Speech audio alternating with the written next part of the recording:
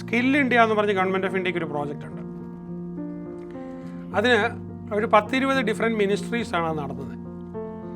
അപ്പോൾ അത് നിങ്ങൾ സ്ഥാപനങ്ങളൊക്കെ നടത്തുന്ന ആൾക്കാർ കൂട്ടിയിട്ട് വേണ്ട സ്കില്ലുകളൊക്കെ അതിൽ കൂടെ എടുപ്പിക്കുകയാണെങ്കിൽ അതിന് മുഴുവൻ പൈസയും ഗവൺമെൻറ് ഓഫ് ഇന്ത്യ കൊടുത്തോളും, ഫീസും ചിലവും എല്ലാം. അത് കൊടുക്കുമ്പോൾ ഒരു കണ്ടീഷൻ, റീഇൻവെസ്റ്റ്മെൻറ്റ് തോതിലാണ്.